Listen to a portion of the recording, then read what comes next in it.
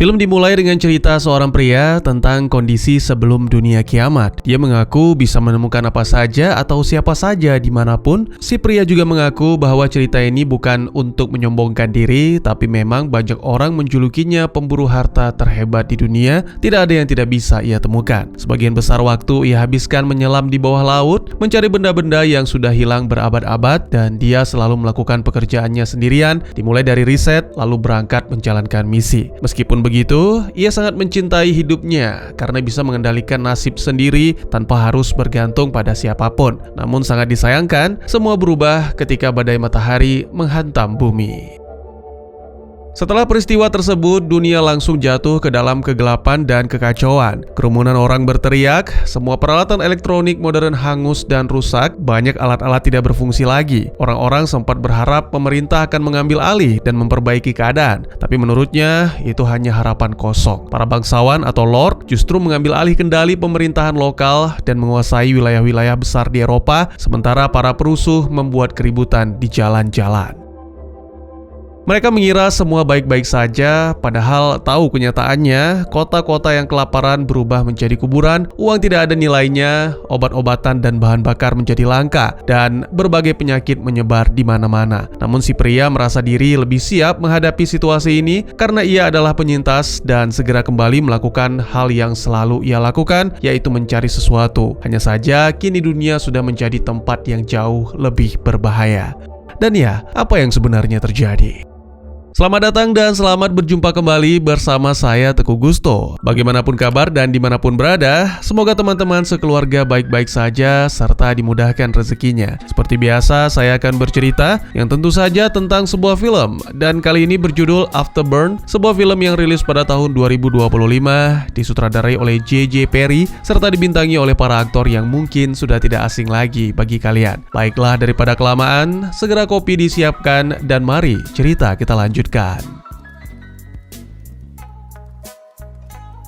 6 tahun setelah bencana, si pria yang punya cerita, yang merupakan tokoh utama kita bernama Jake, masih bekerja sebagai pemburu harta di Inggris. Pada suatu hari, ia tiba di sebuah lingkungan tua. Sesaat mengamati kondisi sekitar, lalu masuk ke sebuah hotel dan naik tangga menuju penthouse. Di sana, dia menemukan rak buku besar yang diperiksa dengan seksama sampai menemukan pintu rahasia yang menyembunyikan ruangan, lalu segera memasang sebuah peledak kecil untuk membuka secara paksa.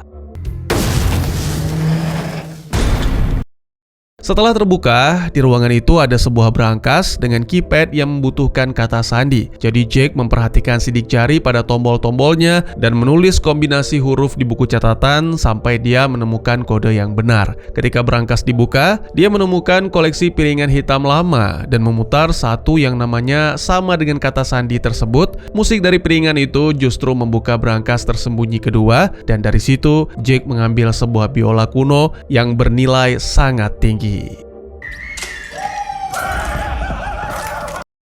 Di saat yang sama, sekelompok barbar berseragam polisi masuk ke ruangan dan menuntut supaya Jake menyerahkan biolanya. Tentu saja Jake menolak dan mengancam akan menembak mereka, tapi para barbar itu tetap menyerang sehingga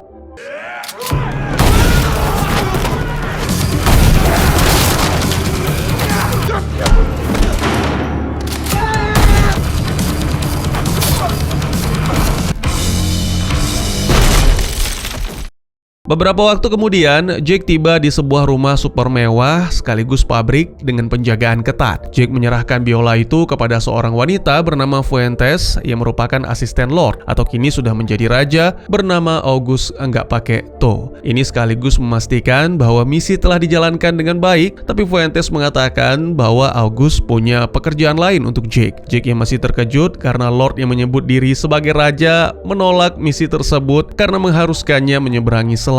Ketika mendengar Jake menolak, August merasa sangat kecewa sehingga menyuruh asistennya mencari imbalan yang tidak bisa ditolak oleh Jake.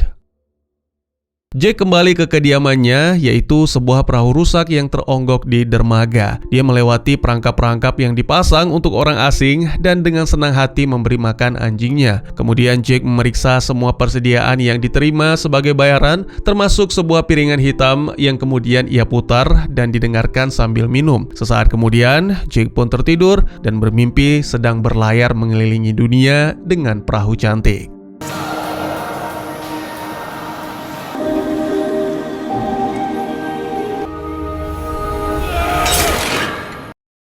Keesokan paginya, Jake terbangun karena mendengar kegaduhan. Ketika diperiksa, ternyata ada seorang prajurit terkena perangkap dan prajurit itu berkata kalau sang raja datang untuk menemuinya. Jake pun meninggalkan perahunya tanpa memperdulikan prajurit yang terjebak. Lalu setibanya di dalam sebuah gudang, ternyata August sudah menunggu dikelilingi sekitar puluhan prajurit bersenjata. Dia menjelaskan bahwa sudah menyewa banyak orang tapi tidak ada yang bisa melakukan tugas sebaik Jake.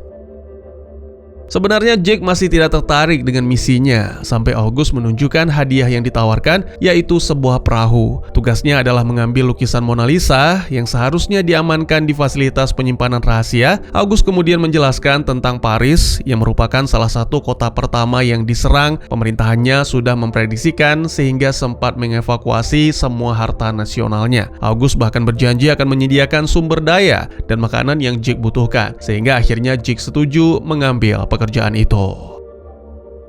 Sebelum berangkat, Jake menyempatkan diri berpamitan dengan anjing kesayangan dan meminta Fuentes untuk merawat anjing itu selama Jake menjalankan misi. Beberapa waktu kemudian, Jake sampai di bandara dan merasa cemas karena pesawat yang akan dinaiki memiliki banyak lubang akibat peluru. August menunjukkan sebuah peta dan menjelaskan rute yang harus mereka lalui sambil menandai daerah-daerah yang harus dihindari karena dikuasai para pemberontak. Setelah tiba di pusat kota, salah satu kontak August akan menemui Jake dan mengantar sampai tujuan. Lalu nantinya, begitu Mona Lisa didapatkan, 3 jam kemudian August akan mengirimkan tim evakuasi.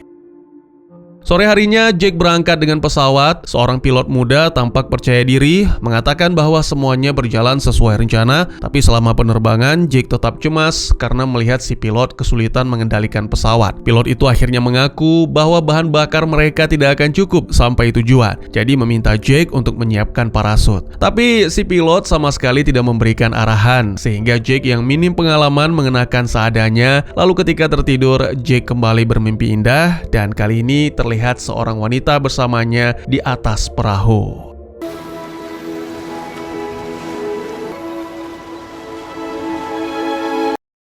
Tiba-tiba Jake terbangun ketika pesawat berguncang hebat dan menyadari mereka sedang diserang. Si pilot berusaha sekuat tenaga menghindari tembakan, tetapi ia memberitahu Jake bahwa harus melompat lebih awal. Setelah menemukan titik yang dirasa cukup aman, Jake melompat dan membuka parasutnya, melayang turun beberapa saat sebelum mendarat cukup keras.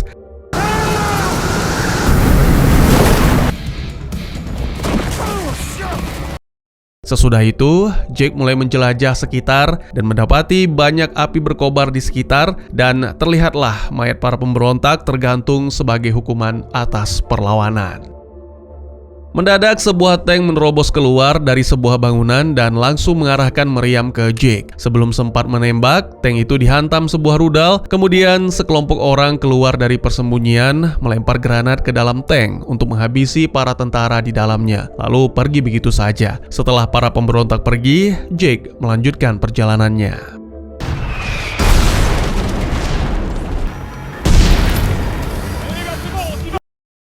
Kota Amiens, para tentara menebar teror di jalanan di bawah pimpinan Lord, seorang jenderal bernama Volkov yang gemar bermain catur dan menantang siapapun yang ditemui untuk bermain bersamanya. Sayangnya, lawan mainnya kali ini mengaku tidak bisa bermain, sehingga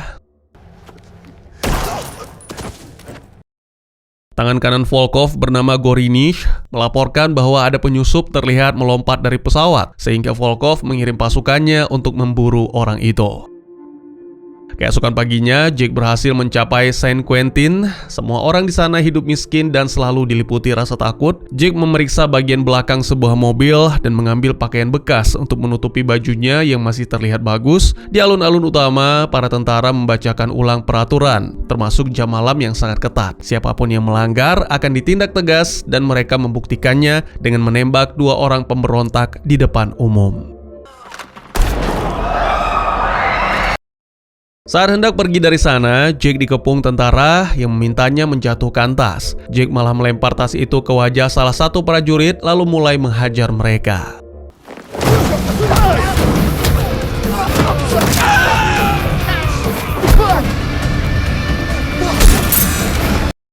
Hanya dalam hitungan detik, semua prajurit tumbang, dan ketika Jake bersiap kabur, seorang tentara lain muncul hendak menembak. Untungnya bantuan datang dari seorang wanita anggota pemberontak. Diketahui bahwa wanita itu bernama Drea, relasi August, yang mengaku sejak tadi hanya mengamati karena ingin tahu apakah Jake bisa menjaga dirinya sendiri, sebab ke depan keadaan akan jauh lebih berbahaya. You're a dead man.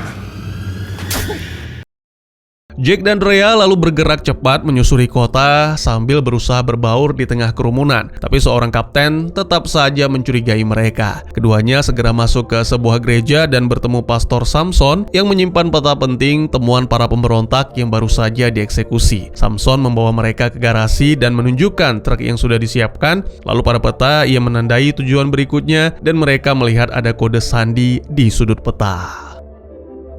Sementara Samson menyiapkan truk, Drea membersihkan dan mengobati luka-luka Jake. Pada saat yang sama, sang kapten dan pasukan mengepung gereja dan memerintahkan semua orang keluar. Drea dan Jake buru-buru naik ke truk, sementara Samson keluar untuk membuat pengalihan. Para tentara tidak percaya ketika Samson mengaku sendirian dan tetap memaksa masuk untuk menggeledah gereja. Samson pun mengeluarkan pistol dan menembak lengan sang kapten, namun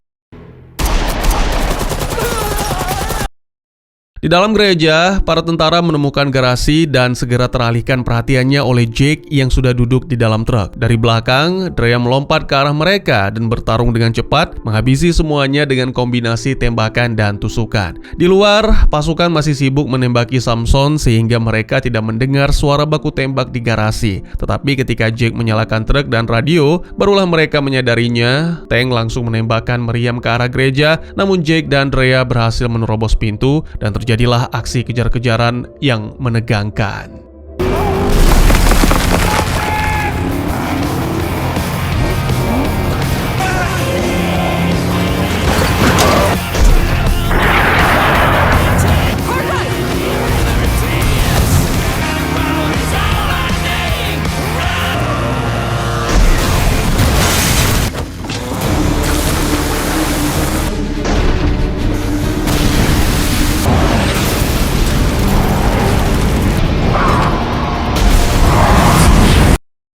Kini Jake dan Drea akhirnya bisa berkendara dengan aman menuju Suyi. Dan malam itu mereka berhenti sejenak untuk beristirahat. Jake heran mengapa semua orang rela mempertaruhkan nyawa hanya demi sebuah lukisan, walaupun memang seterkenal itu. Drea menjelaskan bahwa lukisan itu sebenarnya cuma alasan agar mereka bisa menemukan brankas lebih dulu daripada Volkov, karena di dalamnya ada banyak senjata yang bisa dipakai para pemberontak untuk berjuang. Pada suatu momen, Jake sempat menceritakan impiannya yang ingin memiliki perahu sendiri. Jadi Drea membuatkan sebuah perahu origami sebagai hadiah kecil pembawa keberuntungan. I made you this boat. Keesokan harinya, Volkov melaju cepat dengan keretanya menuju Saint Quentin. Lalu saat bertemu, si kapten mencari alasan menjelaskan kebodohannya yang tidak bisa menghandle dua pemberontak dan mencoba mencari pujian karena telah menghabisi sang pastor. Tentu saja itu bukanlah prestasi, sehingga Volkov menyerahkan urusan eksekusi kepada Gorinich. Setibanya di Soi, Jake dan Drea berhenti di sebuah bangunan tua yang konon menyimpan brankas, dan Drea gelisah karena itu adalah wilayah Hurwitz yang dikuasai para kanibal, narapidana yang melarikan diri saat bencana terjadi. Seketika mereka melihat Suar ditembakkan di dekat sana dan menyadari ada seseorang yang mengamati mereka. Keduanya buru-buru masuk ke dalam bangunan, menemukan darah menodai dinding serta brankas yang sudah terbuka dan kosong. Bau pada engsel pintu yang menunjukkan pintu itu baru saja diledakkan. Dan dari tidak adanya kerusakan di dalam ruang brankas, Jake menyimpulkan bahwa seluruh isi brankas sudah dipindahkan ke lokasi lain yang lebih aman. Sementara para Reds di luar semakin cepat mendekat, Jake dan Drea melanjutkan penggeledahan bangunan, dan di ruangan selanjutnya mereka menemukan banyak selongsong peluru serta dinding yang penuh bekas tembakan, sehingga Jake menebak para penjaga terakhir bertahan di sana. Mereka lalu masuk ke kantor utama untuk mencari catatan terakhir evakuasi. Di dalam sebuah lemari, Jake menemukan dinding palsu dan sebuah buku catatan tersembunyi di baliknya, yang kemudian diterjemahkan Drea dari bahasa Prancis menjadi koordinat yang mereka butuhkan. Meski begitu, Jake tetap curiga karena merasa orang-orang yang melindungi harta tidak akan meninggalkan lokasi aslinya begitu saja. Sehingga ia menggunakan sandi pada peta untuk memecahkan ulang koordinat itu dan mencari posisi yang sebenarnya, dan di saat yang sama para kanibal mendobrak masuk ke dalam bangunan. Drea sebenarnya sudah ingin pergi, tapi Jake tetap fokus memecahkan kode sampai akhirnya ia mendapatkan nama Simserov, yang menurut penjelasan Drea itu adalah benteng, dan segera wanita itu menunjuk lokasinya di peta. Tak lama, para kanibal sudah tiba, tapi dua jagoan kita sudah lebih dulu keluar dan ternyata Jake telah memasang perangkap pada pintu.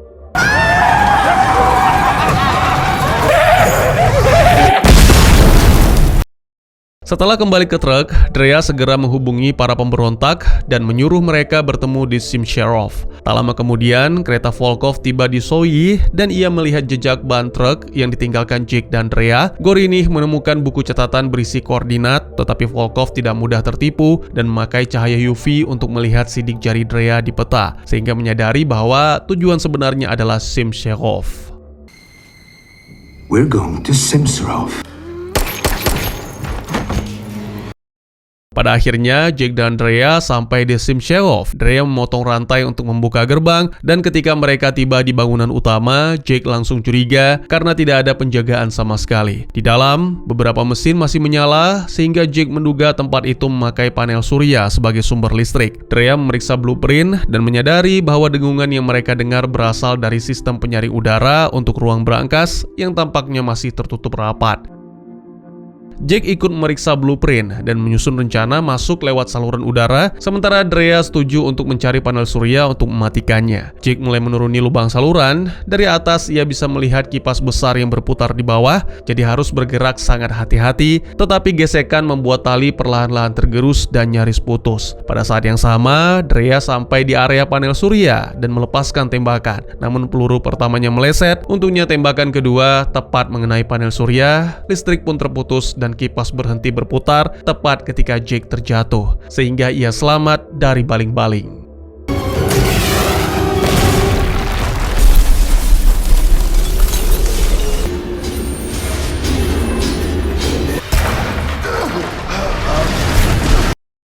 Setelah mendarat dengan sangat tidak nyaman, melewati saluran yang dipenuhi air, serta bersusah payah mendobrak pintunya, Jake akhirnya bisa masuk ke ruang berangkas dan membuka pintu dari dalam agar Drea juga dapat ikut masuk. Di dalam sana, mereka mendapati bahwa Mona Lisa sebenarnya adalah sebuah bom atom yang badannya digambarkan lukisan itu, membuat Jake terkejut, sementara Drea ternyata sudah tahu sejak awal dan menjelaskan bahwa August sengaja tidak memberitahu karena Jake pasti tidak mau membantu, sesuatu yang juga diakui Jake sendiri.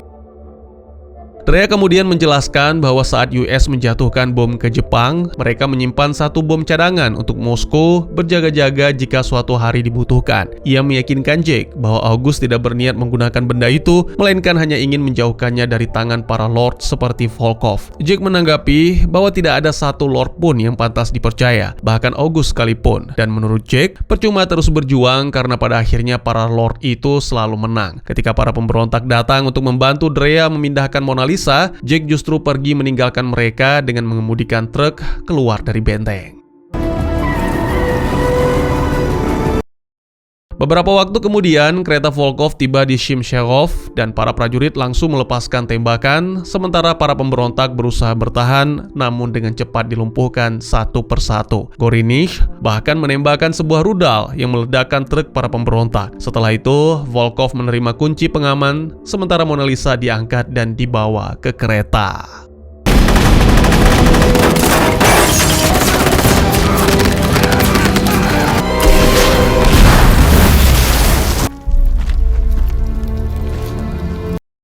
Sementara itu, Jake berhenti sejenak dan memandangi perahu origami kecil pemberian Drea, sampai akhirnya ia berubah pikiran, memutar truknya dan kembali ke benteng. Di sana ia menemukan banyak mayat bergelimpangan, tetapi lega karena Drea masih bertahan di benteng. Jake membalut luka pada kaki Drea, dan Drea meminta maaf atas sikapnya sambil mengakui bahwa Jake benar, seolah tidak ada gunanya lagi berjuang. Namun, Jake berpendapat mereka masih bisa menghentikan Volkov dengan cara menjatuhkan kereta, jadi mereka mengumpulkan C4 dan Jake menyiapkan sesuatu yang spesial sebelum berangkat.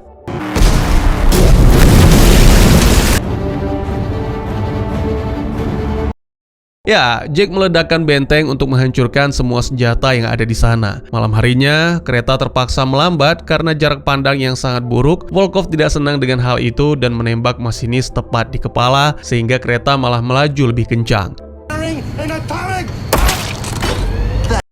Di saat yang sama, Jake dan Drea mengendarai truk di atas jembatan dan ketika kereta lewat di bawahnya, Jake melompat turun ke atap gerbong, membuka pintu, dan melempar granat yang langsung menghabisi para penjaga.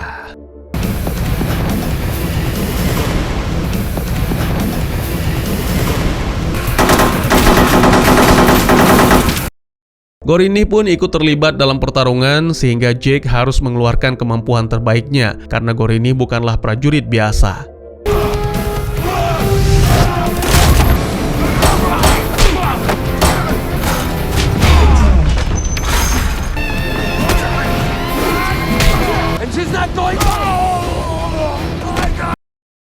Pertarungan terus berlanjut sampai Volkov muncul dan melepaskan tembakan, memaksa Jake menggunakan tubuh Gorini sebagai tameng sebelum kembali menerjang Volkov, sampai akhirnya menikam tangan Volkov untuk merebut kunci pengaman atau stop plug Mona Lisa.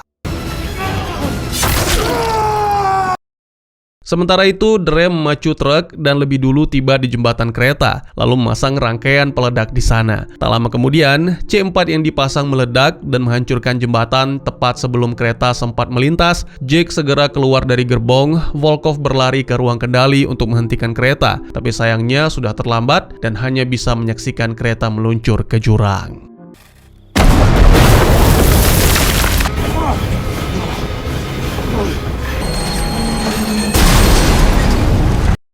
Drea bersedih karena berpikir Jake tewas dalam ledakan. Namun sangat mengejutkan, tokoh utama kita tiba-tiba muncul dari belakang dan mengagetkannya, sehingga keduanya pun merasa lega. Film pun ditutup dengan menampilkan beberapa hari kemudian di Inggris, Jake menyerahkan stop plug Mona Lisa dan menjelaskan bahwa Mona Lisanya kini berada di dasar ngarai. Hanya stop plug itu yang bisa memicu ledakan. Tapi August tetap ingin suatu hari nanti mengamankan Mona Lisa, berjaga-jaga agar tidak diambil oleh Lord lain.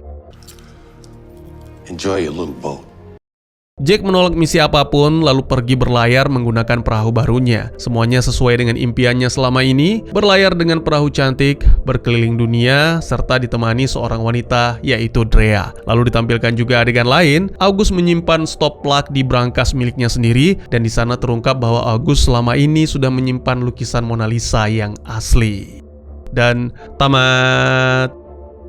Film aksi pasca kiamat yang mungkin nggak sempurna, tapi cukup menghibur kalau teman-teman suka petualangan brutal di dunia yang hancur. Konsepnya lumayan seru, dunia yang rusak gara-gara solar flare, teknologi mati, dan orang-orang memburu harta karun, benda-benda dari zaman sebelum bencana, lengkap dengan twist. Mendekati ending, Jake dan Drea akhirnya berhasil menembus fasilitas rahasia bernama Shim Sharov, benteng tua di garis Maginot yang dipakai jadi bunker pemerintah. Di sana mereka menemukan dalam tanda kutip Mona Lisa yang selama ini dikejar King August dan Volkov, tapi begitu brankas dibuka, yang ada di dalam bukan lukisan dalam bingkai, melainkan sebuah bom atom dengan gambar Mona Lisa tercetak di badannya.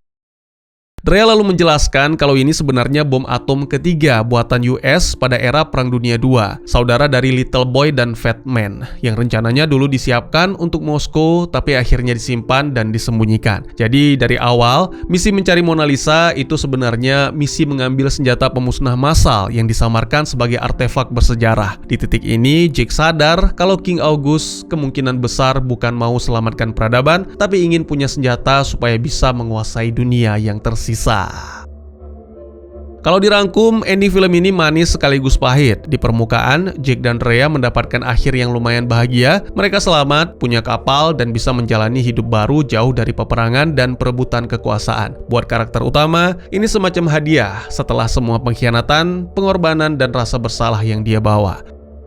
Tapi dalam gambaran besar dunia film ini, mid-credit scene menunjukkan kalau ancaman besar belum benar-benar hilang. Bom atom Mona Lisa mungkin terkubur, tapi penguasa yang haus kekuasaan masih menggenggam kunci dan informasi lokasinya. Dunia sudah hancur oleh bencana matahari, namun manusia tetap mengulang siklus yang sama, menjadikan senjata sebagai alat dominasi, sementara artefak budaya hanya jadi pajangan di ruang pribadi orang kaya dan berkuasa. Ini bikin pesan film jadi lebih sinis. Perjuangan orang-orang seperti Drea dan para pemain pemberontak belum selesai, mereka hanya memenangkan satu babak, bukan perang besarnya.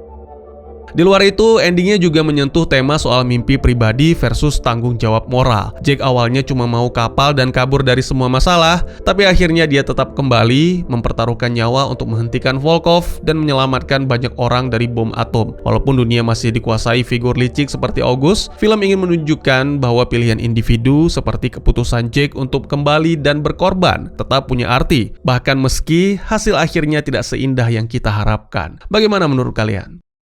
Mungkin segitu saja teman-teman, terima kasih buat yang sudah menyaksikan. Silahkan memberikan komentar, bertanya, ataupun merequest kira-kira film apa yang menarik untuk dibahas. Bisa lewat kolom komentar, atau buat yang malu-malu bisa via DM ke Instagram saya di @tegugusto. Insya Allah pasti akan dibaca. Mari kita jadikan kolom komentar sebagai sarana penambah wawasan dan menciptakan jalinan persaudaraan, bukan malah menjadikannya sebagai tempat pembulian sehingga menciptakan permusuhan. Jangan lupa untuk dukung terus channel ini dengan cara share, like, dan subscribe, karena dukungan dari kalian sangat berharga bagi saya demi perkembangan channel ini. Saya Gusto, sampai jumpa di video selanjutnya. Tetap semangat, tetap bersyukur setiap hari. Dadah!